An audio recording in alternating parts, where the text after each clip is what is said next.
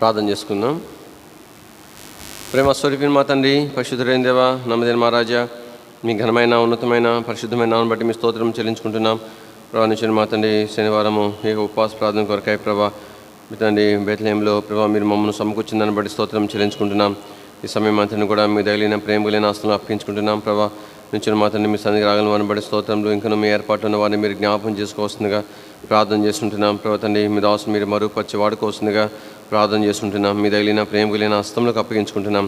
సమస్తం కూడా బాగుగా చేసేటువంటి దేవుడుగా మీరు దాన్ని బట్టి ప్రభా మీరు కీర్తిస్తూ కొనియాడుతూ ఘనపరుస్తూ మీ దయలిన ప్రేమ కలిగిన హస్తంలోకి అప్పగించుకుంటూ ప్రభా మీ కృపను కోరుకుంటూ మహిమాగంత ప్రభావం మీకు ఆరోపిస్తూ యేసుక్రీస్తు ప్రభు వారి యొక్క శ్రేష్టమైన ఘనమైన ఉన్నతమైన పరిశుద్ధమైన నామములో స్తుతించి ప్రార్థించి మహింపరచి అడిగి వేడుకుంటున్నాం తండ్రి. ఆమేన్.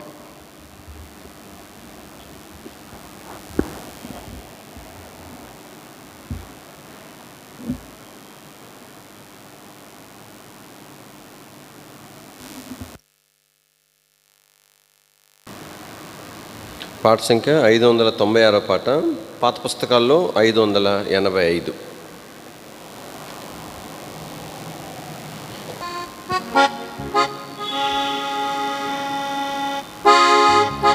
ఓ యెహోవా, నీవే నన్ను శోధించి ఎరిగితివి. ఓ యెహోవా, నీవే నన్ను శోధించి ఎరిగితివి. నేను కూర్చుండుట నిలుచుట నీకు బాగుగా తెలియును.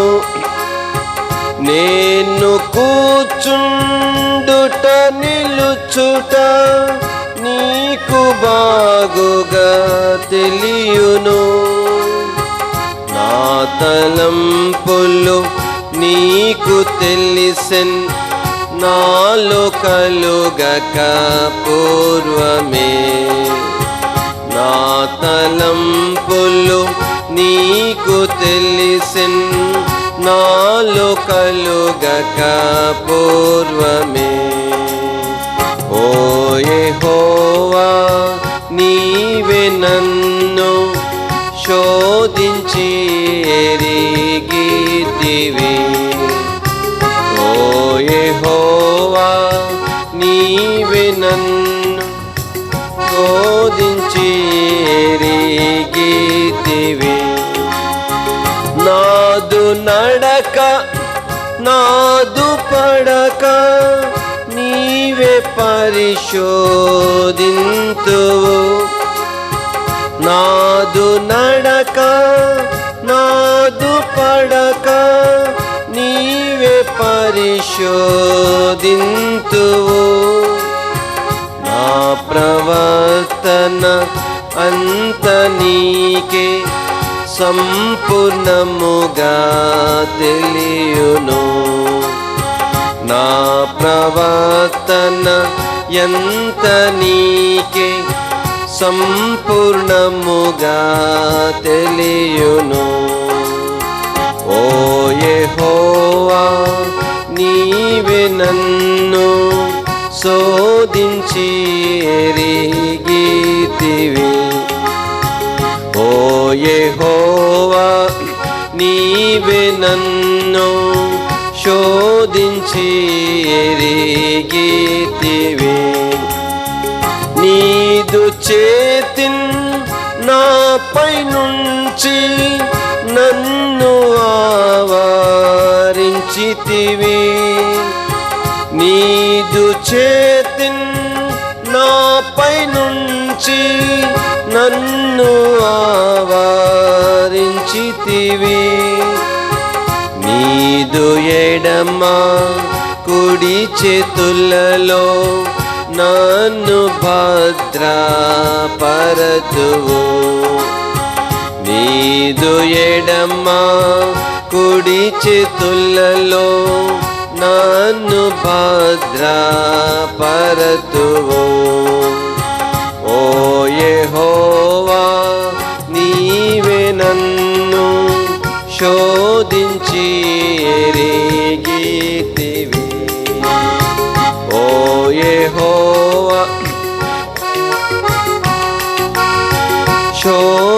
శోధించి ఎరిగితివి.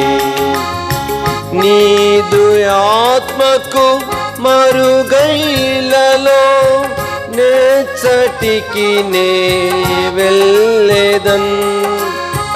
నీదు ఆత్మకు మరుగైలలో నెచ్చటికి నే వెళ్ళెదన్.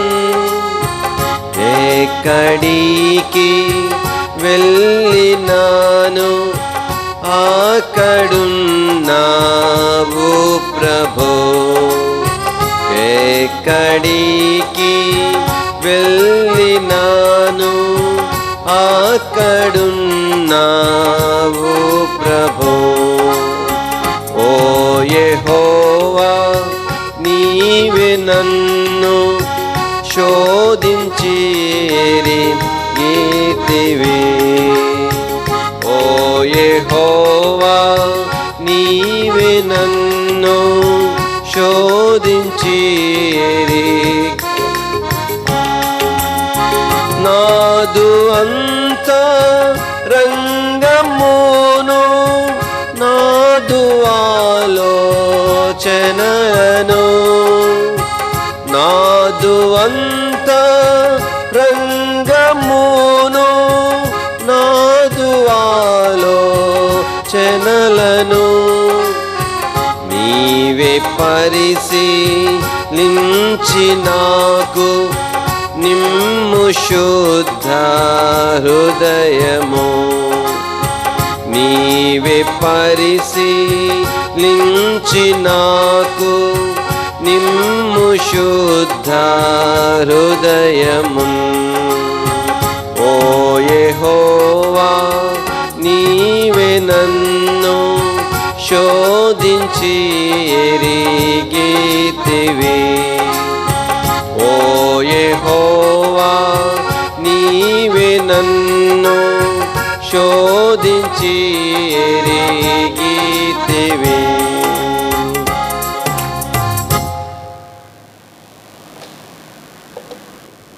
కొత్త పుస్తకాల్లో 567, పాత పుస్తకాల్లో 556.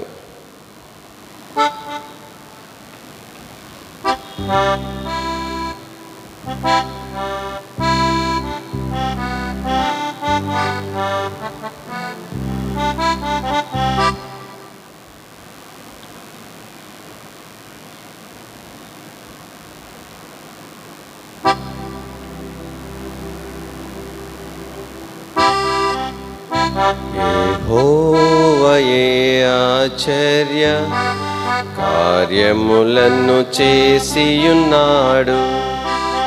యెహోవాయే ఆశ్చర్య కార్యములను చేసియున్నాడు.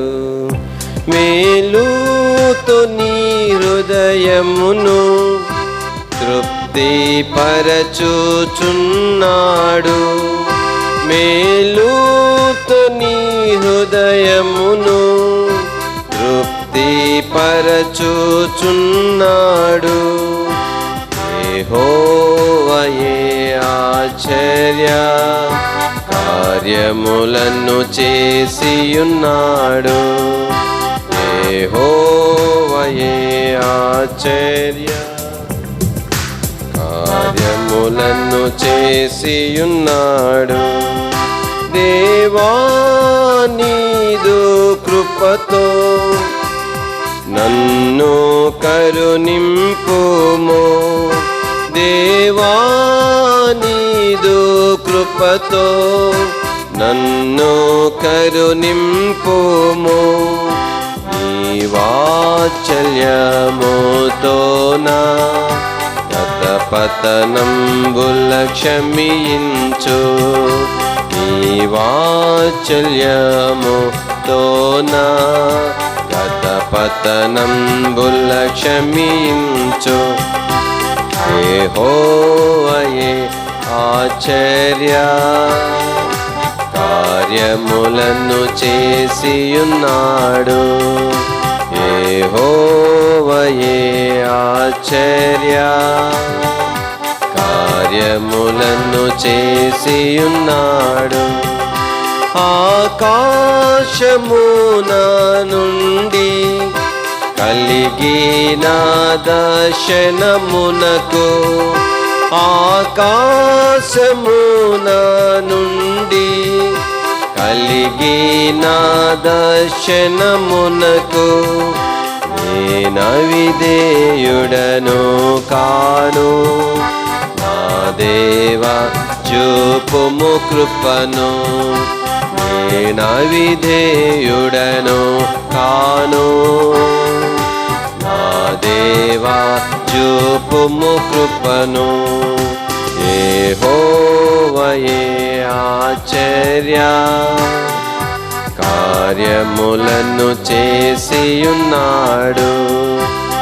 యెహోవాయే ఆశ్చర్య కార్యములను చేసియున్నాడు.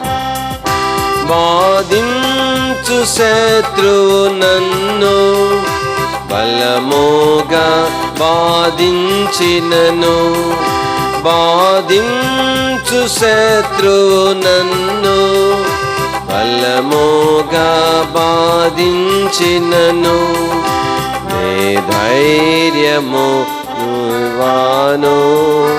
నన్ను బలపరచుము నీలోన, నే ధైర్యము విడువాను. నన్ను బలపరచుము నీలోన. యెహోవాయే ఆశ్చర్య కార్యములను చేసియున్నాడు. యెహోవాయే ఆశ్చర్య కార్యములను చేసియున్నాడు. ప్రతి చోట నీ సాక్షిగా ప్రభువా నేనుండెదనిలలో, ప్రతి చోట నీ సాక్షిగా ప్రభువా నేనుండెదనిలలో. ఆవానమగు నీ ఆత్మన్ కాపుగను సగుము నీ దయతో, ఆవానమగు కాపుగను సగుము నీ దయతో. యెహోవాయే ఆశ్చర్య కార్యములను చేసియున్నాడు. యెహోవాయే ఆశ్చర్య కార్యములను చేసియున్నాడు. ప్రభు యేసు నామమిలలో ప్రాకటముగనే ప్రకటింతు, ప్రభు యేసు నామమిలలో ప్రాకటముగనే ప్రకటింతు. ప్రత్యక్షమగు నీ శక్తిం ప్రసాదించుము నీలోన, ప్రత్యక్షమగు నీ శక్తిం ప్రసాదించుము నీలోన. యెహోవాయే ఆశ్చర్య కార్యములను చేసియున్నాడు. యెహోవాయే ఆశ్చర్య కార్యములను చేసియున్నాడు. నీయందు నేనే నిలచి నిత్యమునే ఫలింతుం, నీయందు నేనే నిలచి నిత్యమునే ఫలింతుం. నింపుము సత్యాత్ముడా నాకిమ్ము, నిత్యముగాను నీ జీవం. సత్యాత్ముడా నాకిమ్ము, నిత్యముగాను నీ జీవం. యెహోవాయే ఆశ్చర్య కార్యములను చేసియున్నాడు. యెహోవాయే ఆశ్చర్య కార్యములను చేసియున్నాడు. ఆత్మాగ్ని చేత దేవా అజ్ఞానుండగు నన్ను నింపు. ఆత్మాగ్ని చేత దేవా అజ్ఞానుండగు నన్ను నింపు. నీ జ్ఞానము నాకిమ్ము సుజ్ఞానుండా హల్లెలూయా. నీ జ్ఞానము నాకిమ్ము సుజ్ఞానుండా హల్లెలూయా. యెహోవాయే ఆశ్చర్య కార్యములను చేసియున్నాడు. యెహోవాయే ఆశ్చర్య కార్యములను చేసియున్నాడు. మేలుతో నీ హృదయమును తృప్తి పరచుచున్నాడు. మేలుతో నీ హృదయమును తృప్తి పరచుచున్నాడు. యెహోవాయే ఆశ్చర్య కార్యములను చేసియున్నాడు. యెహోవాయే ఆశ్చర్య కార్యములను చేసియున్నాడు.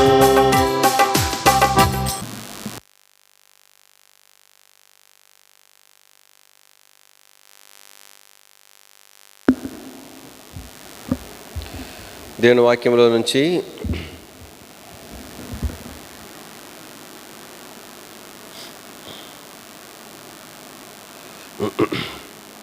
ఎస్తేరు గ్రంథము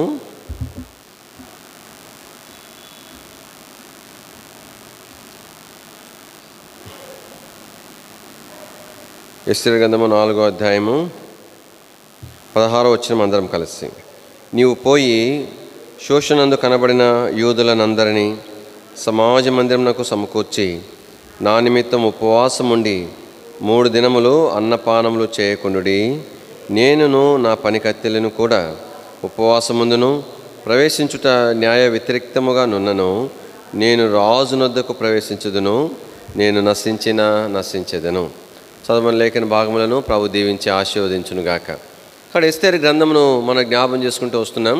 కానీ దేవుడు మొట్టమొదటిగా కాబట్టి వస్తీని దేవుడు ఏర్పాటు చేసినాడు. అయితే వస్తీ తన స్థానమును కోల్పోయినట్లుగా మనం జ్ఞాపం చేసుకుంటూ వచ్చినాం. కాబట్టి వాస్తవానికి వస్తీ మనకి ఇక్కడ శత్రువైన సాతాను అపవాది అనే దూతలకు సాదృశ్యంగా ఉంచబడతా ఉంది. అయితే ఎస్తేరు ఇక్కడ దేవుని ప్రజలు ఆ సంఘమైనటువంటి ఆయన ప్రజలకు సాదృశ్యంగా ఎస్తేరు మనకు జ్ఞాపం చేయబడుతుంది. కాబట్టి ఇక్కడ ఎస్తేరుకు దేవుడు ఎలాంటి తరుణం ఇచ్చినాడు. కానీ తన స్థానం తను కోల్పోయింది. అయితే ఎస్తేరు కాబట్టి వస్తీ కోల్పోయిన స్థానంలోనికి ఆమె తీసుకుని రాబడినట్లుగా దేవుని వాక్యంలో మనకు జ్ఞాపం చేయబడతా ఉంది. అందుకని ఎస్తేరు విషయం మనం జ్ఞాపం చేసుకుంటూ వచ్చినాం. ఎస్తేరు అంటే నక్షత్రము అని అర్థం. కాబట్టి దేవుని వాక్యంలో వాస్తవానికి అపవాది సాతానుకు కూడా తేజ నక్షత్రము అని ఉంది, కానీ అది పడద్రోయబడిన నక్షత్రం. అది దేవుని వాక్యంలో మనం జ్ఞాపం చేసుకున్నప్పుడు కాబట్టి ఈ నక్షత్రం విషయమై కొన్ని తలంపులు మనం జ్ఞాపం చేసుకుంటూ ఉన్నాము. కాబట్టి దేవుడు తన ప్రజలను నక్షత్రముకు పోల్చి అబ్రహాముకు వాగ్దానం చేసినట్లుగా మనం జ్ఞాపం చేసుకుంటూ వచ్చినాం. తిరిగి ఇంకో వచ్చిన భాగాన్ని మనం జ్ఞాపం చేసుకుందాం. ఆదికాండము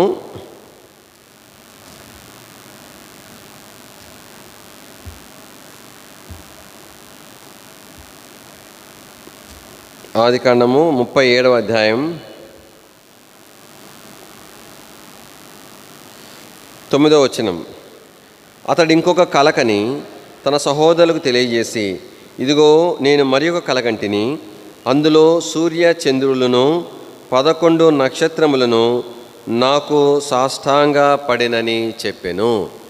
కాబట్టి ఇక్కడ దేవుని వాక్యంలో యోసేపు వచ్చిన కళ విషయమై ఆయన తన సహోదరులతో పంచుకుంటా ఉన్నాడు. దేవుని వాక్యంలో రాయబడతా ఉంది. ఏం కళ వచ్చిందంటే ఆయనకు సూర్యుడు, చంద్రుడు, మరి 11 నక్షత్రములు తనకు సాష్టాంగ పడినట్లుగా చూస్తున్నాం. అంటే యోసేపు కూడా ఒక నక్షత్రమే, 12 నక్షత్రాలు. అయితే ఈ యోసేపు అనేటువంటి నక్షత్రం నాకు ఈ 11 నక్షత్రములు, సూర్యుడు చంద్రుడు కూడా సాగిలిపడినట్టుగా మనం చూస్తాం. కానీ దీన్ని బట్టి యోసేపు వారి మీద అధికారి కాబోతున్నాడు, ఐగుప్తునంతటిని ఏలబోతున్నాడు. ఆ సందర్భంగా తన కుటుంబం అంతటిని కూడా తానే పోషించనై ఉంటున్నాడు, ఏలుబడి చేయనై ఉంటున్నాడు. దేని ఒక వాక్యంలో కానీ ఈ మాట మనకు ఆ రీతిగా జ్ఞాపం చేయబడతా ఉంది. అయితే దేని వాక్యంలో మనం జ్ఞాపం చేస్తున్నప్పుడు ఈ యొక్క సూర్యుడు, చంద్రుడు, ఈ నక్షత్రములు మనకేం చూపిస్తున్నాయి అంటే ఇశ్రాయేలీయుల యొక్క జనాంగాన్ని చూపిస్తున్నాయి.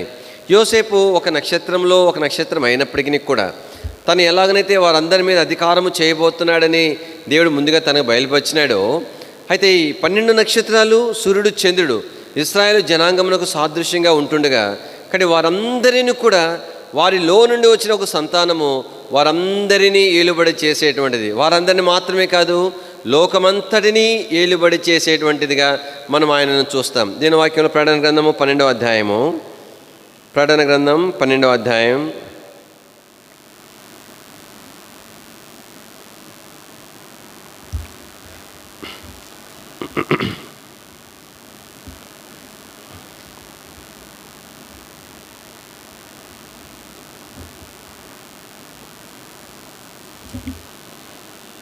1వ వచనం, అప్పుడు పరలోకమందు ఒక గొప్ప సూచన కనబడెను. అదేమనగా సూర్యుని ధరించుకుని ఒక స్త్రీ, ఆమె పాదముల కింద చంద్రుడును, శిరస్సు మీద 12 నక్షత్రముల కిరీటమును ఉండెను. కాబట్టి ఇక ఇశ్రాయేల్ ప్రజల యొక్క జనాంగం, ఆ 12 మంది కుమారులు, సూర్యుడు, చంద్రుడు, మరి వారికి తండ్రి తల్లికి సాదృశ్యం అని చెప్పుకోవచ్చు. కాబట్టి మరి ఆ స్త్రీ ఎవరికి సాదృశ్యంగా ఉన్నదంటే సూర్యుడిని ధరించుకొని పాదముల కింద చంద్రుడిని కలిగి ఉండి 12 నక్షత్రములను కిరీటములుగా గణించిన ఆ స్త్రీ ఇశ్రాయేల్ యొక్క జనాంగమును గురించి జ్ఞాపం చేస్తూ ఉంది. అది దేని యొక్క వాక్యంలో ఆ యొక్క స్త్రీ ఏమైందంట, కాబట్టి గర్భవతి ఒక కుమారుని కలిగినట్లుగా దేని వాక్యంలో రాయబడింది. 4వ వచనం, దాని తోక 5వ వచనం, సమస్త జనములను ఇనపదండముతో ఏలని ఉన్న ఒక మగ శిశువును ఆమె కనగా. కాబట్టి ఆమె ఒక మగ శిశువును కనింది. ఆ శిశువు ఎవరో కాదు, ప్రభు అయిన యేసు క్రీస్తు వారే. కాబట్టి ఇశ్రాయేల్ జనాంగములో నుండి ఆయన జన్మించినాడు. కాబట్టి వాస్తవానికి ఇశ్రాయేల్ జనాంగంలో జన్మించినప్పటికీ కూడా ఆయన ఏలుబడి విషయంలో వచ్చేసరికి 5వ వచనం ఏమన్నాడు, సమస్త జనములను ఇనప దండముతో ఏలనైనటువంటి వాడు. కాబట్టి అక్కడేమో యోసేపు ఒక నక్షత్రముగా ఉండి 11 నక్షత్రములు, సూర్యుడు, చంద్రుడు అంటే తన తన తన తన్నింటి వారందరినీ ఆయన ఏలుబడి చేస్తుంటుండగా, అయితే ఈ యొక్క 12 నక్షత్రములు ధరించుకున్నటువంటి, సూర్యుడిని ధరించుకొని చంద్రుడిని పాదముల కిందకున్నటువంటి స్త్రీ ద్వారా జన్మించిన ఈ శిశువు సమస్త జనములను ఇనప దండముతో ఏలుబడి చేస్తుండగా మనం చూస్తూ ఉంటున్నాం. కానీ ఈ నక్షత్రం అనేది మనకి ఇక్కడ ఏం జ్ఞాపం చేయబడుతుందంటే మరి సమస్త జనములను ఏలుబడి చేసేటువంటి ప్రభువైన యేసు క్రీస్తు వారిని చూపిస్తూ ఉంది. దీని వాక్యంలో కానీ ఈ యొక్క ఇనపదండముతో ఏలుబడి చేయటం అనే మాట మనకు 2వ కీర్తనలో మాట మరి జ్ఞాపకం వచ్చినట్లుగా మనకు సహాయపడుతుంది. దయచేసి చూడండి, కీర్తన గ్రంథము 2వ కీర్తన 9వ వచనం, ఇనపదండముతో నీవు వారిని నలుగగొట్టెదవు. కానీ 2వ కీర్తనలో ప్రభువైన యేసు క్రీస్తు వారు మనకు పరిచయం చేయబడుతున్నాడు. ఆయన అభిషిక్తుడుగా, మొట్టమొదటిగా సారిగా అభిషిక్తుడుగా యేసు ప్రభువారు ఈ 2వ కీర్తనలో మనకు పరిచయం చేయబడుతున్నాడు. దేని వాక్యంలో చూడండి, 3వ వచనం, భూరాజులు యెహోవాకును ఆయన అభిషిక్తునికి విరోధముగా నిలవబడుచున్నారు. కానీ తండ్రి దేవుడు, కుమారుడైన ప్రభువైన యేసు క్రీస్తు వారు వేరుగా ఇక్కడ పరిచయం చేయబడుతున్నారు. వారు యెహోవాకును ఆయన అభిషిక్తునికి విరోధముగా వారు నిలబడుతున్నారు. దీని వాక్యంలో వారందరూ కూడా ఏకీభవిస్తున్నారంట. ఏకీభవించి ఏం చేస్తున్నారు, ఆలోచన చేస్తున్నారు. దేని కొరకు ఆలోచన చేస్తున్నారు, ప్రభువైన యేసు క్రీస్తు వారికి కాబట్టి సంబంధించిన సంఘం అనేటువంటిది భూమి మీద లేకుండా చేయాలని వారందరూ కూడా ఆలోచన చేస్తూ వచ్చినారు. కానీ ఇదే ఆలోచన కృత నిబంధన కాలంలో కూడా జరుగుతూ వచ్చింది. ఈ భాగం ఎట్లనే పెట్టుకోనండి, అపోస్తుల కార్యంలో 4వ అధ్యాయము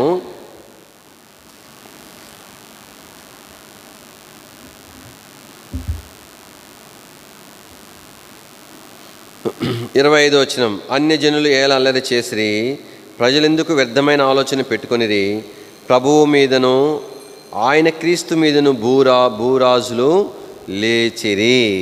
కాబట్టి దేని వాక్యంలో అధికారులు ఏకముగా కూడుకునిది అంటే ఇక్కడ 4వ అధ్యాయంలో అదే జరుగుతూ ఉంది. పొంతి పిలాతు, హేరోదు, తర్వాత యూదులు, అన్ని జనులు అందరూ ఏకమైపోయినారు. కానీ 2వ కీర్తనలోనైనా ఈ యొక్క అపోస్తలుల 4వ అధ్యాయంలో చూసే ఈ సందర్భం కొరకైన ప్రవచనంగా ఏం చూపించబడుతుందంటే, దేవుని సంఘముకు విరోధముగా, దేవుని పరిచర్యకు విరోధముగా శత్రువు చేసేటువంటి కార్యాల గురించి ఈ మాటలు మనకు జ్ఞాపం చేస్తున్నాయి. అయితే దేని వాక్యంలో కానీ ఇక్కడ ఏం రాయబడుతుంది, 6వ వచనంలో, 2వ కీర్తన 6వ వచనంలో, నేను నా పరిశుద్ధ పర్వతమైన సియోను మీద నా రాజును ఆసీనునిగా చేసి ఉన్నాను, కట్టడను నేను వివరించదును, యెహోవా నాకు ఇలాగు సెలవిచ్చెను, నీవు నా కుమారుడవు. కాబట్టి 7వ వచనం 8వ వచనం ప్రభువైన యేసుక్రీస్తు వారు తానే పలుకుచున్నటువంటి మాటలు అవి. దీని వాక్యంలో ప్రభు ఏమంటున్నాడంటే, యెహోవా నాకు ఇలాగు సెలవిచ్చెను, నీవు నా కుమారుడవు అని దేని వాక్యంలో ఈడ మనకి జ్ఞాపం చేయబడుతుంది. కానీ ప్రభువైన యేసుక్రీస్తు వారు ఆయన దైవ కుమారుడిగా ఈ లోకానికి వచ్చినాడు. కాబట్టి శిలువ మ్రాను మీద తన ప్రాణము నర్పించినాడు. తద్వారా కాబట్టి ఆయన తన సంఘమును ఆయన కొరకై సంపాదించుకోగలుగుతూ వచ్చినాడు. అందుకని 8వ వచనంలో రాయబడుతూ ఉంది, చదవండి దయచేసి. నన్ను అడుగుము, జనములను నీకు స్వాస్థ్యముగా. కానీ ఇప్పుడు ప్రభువైన యేసుక్రీస్తు వారికి శ్రేష్టమైన వాగ్దానం ఇవ్వబడుతూ ఉంది. నన్ను అడుగు, నేనేం చేస్తానంటే జనములు నీకు స్వాస్థ్యంగా ఇస్తాను.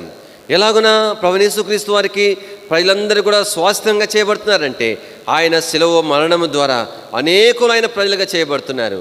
ఆయన స్వకీయ సాంపాద్యముగా భూలోకంలో జనులందరూ కూడా చేయబడుతున్నారు. అందుకని దేని వాక్యంలో తర్వాత మాటలు ఏమన్నాడంటే, భూమిని దిగంతముల వరకు సొత్తుగాను నేను ఇచ్చేదను అని అంటున్నాడు. కానీ దేని వాక్యంలో మనం జ్ఞాపం చేస్తున్నప్పుడు ఈ దినాల్లో మనం ప్రార్థన చేయవలసింది కూడా ఇదే. దీనికోసం ప్రార్థన చేయాలా, లోకంలోని ప్రజలందరూ కూడా యేసు ప్రభు యొక్క స్వాస్థ్యముగా చేయబట్టు కొరకై మనం అడగాల. ప్రభువైన యేసుక్రీస్తు వారికి స్వకీయ జనాంగముగా అందరూ చేయబట్టు కొరకై మనము ప్రార్థన చేయవలసి ఉన్నది. కానీ ఏ వాగ్దానం అయితే ప్రభువైన యేసుక్రీస్తు వారికి ఇవ్వబడుతూ వచ్చిందో ఆ వాగ్దానం యొక్క నెరవేర్పు కొరకు ఈ దినాల్లో మనము ప్రార్థన చేయవలసి ఉన్నది. కాబట్టి మన ప్రార్థన అనేటువంటిది అనేక ప్రజలు కాబట్టి ఆయన ఎరగాల అనేటువంటి దాని విషయం ప్రార్థన చేస్తూ, ప్రార్థన యొక్క పరిధి ఎంతో విస్తరించేదిగా ఉండాలా. దీని వాక్యం ఏమన్నాడు, భూమిని దిగంతముల వరకు సొత్తుగా ఇస్తానన్నాడు. అంటే ఒక ప్రాంతం కొరకు మాత్రమే కాదు, ఒక ఊరికి కొరకు మాత్రమే కాదు, భూమి దిగంతముల వరకు ఉన్న జనాంగం అంతటి కొరకై మనము దేవుని సన్నిధిలో ప్రార్థన చేయవలసి ఉన్నది. కాబట్టి దేవుని యొక్క పని పరిచర్య లోకమందంతటా వ్యాపించడం కొరకే మనం ప్రార్థన చేయాలి.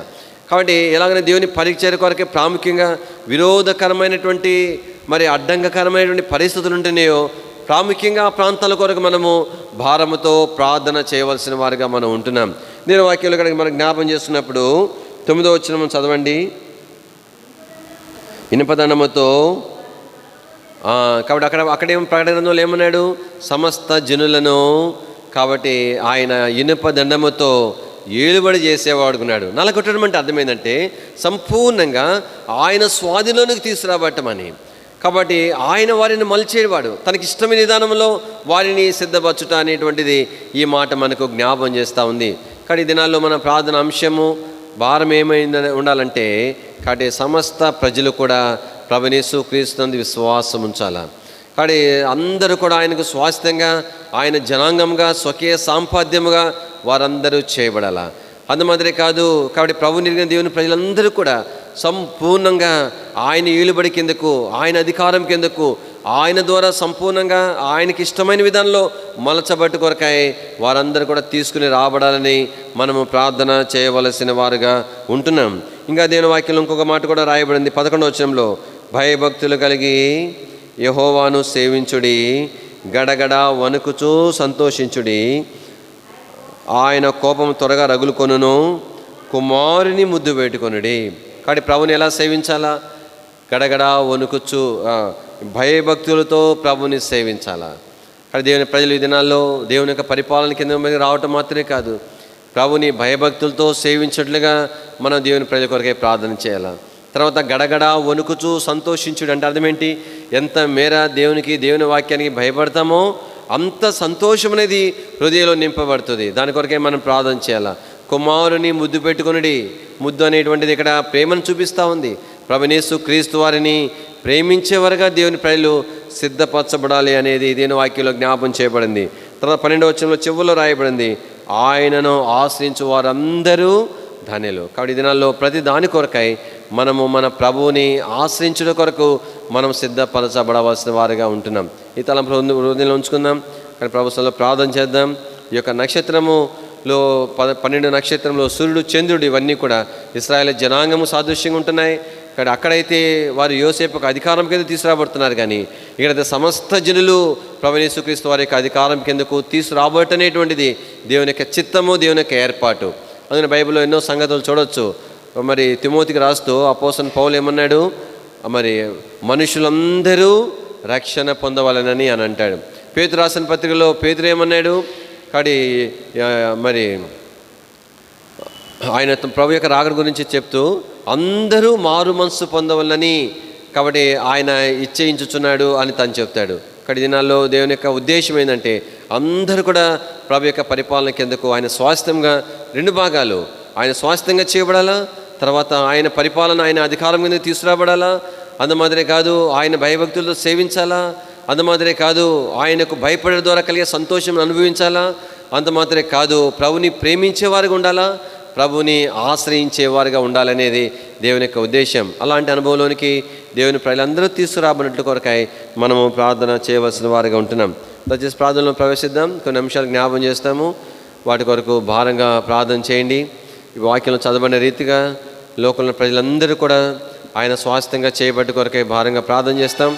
దాని తర్వాత ఆదివారం పరిచర్య విషయమై భారంగా ప్రార్థన చేస్తాం. కాబట్టి పాటల్లో, ఆరాధన వర్తమానంలో, బల్ల వర్తమానంలో ప్రభు తన సన్నిధిని అనుగ్రహించినట్లుగా, దేవుడు తన దాసుని అభిషేకించి బలపరిచి వాడుకున్నట్లుగా భారంతో మనము ప్రార్థన చేస్తాం.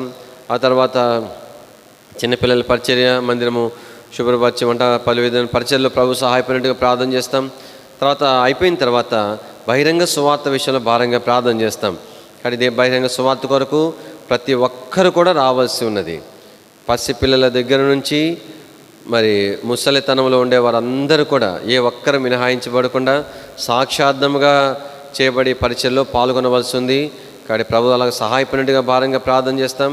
ఎంతో క్రమంగా చక్కగా మరి ఆ సువార్త పరిచయం జరగడానికి ఆ పాటల ద్వారా, వాక్యం ద్వారా, మనం నడిచే విధానం ద్వారా, మన ముఖాలను చూచడం ద్వారా యేసు ప్రభు నిజమైన దేవుడు అని లోకం ఎరుగునట్లుగా ప్రభు కార్యం జరిగించినట్లుగా మరి సువార్త బహిరంగ సువార్త పరిచయం కొరకు ప్రార్థన చేస్తాం. తర్వాత రేపు సాయంకాలము వెంకటాపురంలో ఆ గ్రామంలో సువార్త, ప్రత్యేకంగా సువార్త కూడిక కూడా కలిగి ఉంటున్నాం. ఆ సమయం కూడా ప్రభు దీవెనకరంగా చేయనట్లుగా, నిలబెట్టే దేవుని దాసుని ప్రభు అభిషేకించి బలపరిచి వాడుకున్నట్లుగా మనము ప్రార్థన చేస్తాం. తర్వాత వెంకటాపురంలోనే ఒక సహోదరు ఉన్నది, ఆమె పేరు శ్రీదేవక్క. తను చాలా వృద్ధాప్యంలో ఉన్నది. ఇక్కడ కొంత అనారోగ్య పరిస్థితిలో ఉంటున్నది. మరి కొంత ఆరోగ్యపరంగా, మానసికంగా కొంత ఒక్కతే ఉంటుంది. ప్రభు కనికరించి సహోదరికి అవసరం మంచి ఆరోగ్యమును అనుగ్రహించినట్లుగా, శత్రువు తన మీద ఎలాంటి ప్రభావం లేకుండా సంపూర్ణమైన విడుదల పొందినట్టుగా ప్రభు తను బలపరిచినట్లుగా శ్రీదేవక్క వరకు ప్రార్థనలో జ్ఞాపం చేసుకునండి. తర్వాత ఇంకా మిగతా అంశాలు కూడా జ్ఞాపం చేసుకునండి. తర్వాత రేపు సువార్త కొరకు వచ్చే వారంలో జరిగేటువంటి బుధవారం ప్రార్థన కూడిక విషయంలో కూడా ప్రభు సహాయపడినట్లుగా భారంతో ప్రార్థన చేస్తాం. తర్వాత ముందు దినాల సేవ పరిచయం అంతట్లో కూడా ప్రభు కనికరించేట్టుగా ప్రార్థన చేస్తాం. వాక్యంలో మనం విన్న రీతిగానే భూదిగంతముల వరకు ఉన్నటువంటి ప్రజలందరి కొరకు మనం ప్రార్థన చేయాలి. కనుక మన దేశంలో ఉన్న ఇతర రాష్ట్రాల్లో జరుగుతున్న సేవ కొరకు భారంగా ప్రార్థన చేస్తాం. ఈ ప్రాంతంలో సేవ విస్తరించేట్టుగా ప్రార్థన చేస్తాం. తర్వాత ఇతర రాష్ట్రాల్లో జరుగుతున్న సేవ ప్రభు ఫలింపజేయనట్టుగా ప్రార్థన చేస్తాం. కొన్ని రాష్ట్రాల్లో దేవుని సేవ కొరకు ఎన్నో ప్రతికూలమైన పరిస్థితులు ఉన్నాయి. వాటన్నిటినీ ప్రభు మార్చినట్లుగా భారంగా ప్రార్థన చేస్తాం. చివరి దినాల్లో ఉన్నాం. ప్రత్యేకంగా మన దేశము విషయమే ప్రభు ప్రత్యేకమైన దృష్టి ఉన్నది. దేవుని వాక్యంలో ద్వారానే అది దేవుడు బయలుపరిచినాడు. కనుక చివరి దినాల్లో కాబట్టి ఇంకా దేవుని సువార్త కొరకు ద్వారాలు తెరవబడి ఉన్నట్లుగా ప్రభు సహాయపడినట్టుగా ప్రార్థన చేస్తాం. అలాగనే ముస్లిం దేశాలు, కమ్యూనిస్ట్ దేశాల కొరకు కూడా ప్రార్థన చేస్తాం. క్రైస్తవ దేశాల్లో ఉన్నవారు కూడా నిజమైన రక్షణ అనుభవం రాగినట్లుగా ప్రభు సహాయపడినట్లు ఈ అంశాలన్నీ జ్ఞాపం చేసుకుని క్లుప్తంగా ప్రార్థన చేస్తాం. భారంగా ప్రార్థన చేస్తాం. దయచేసి ప్రార్థించండి.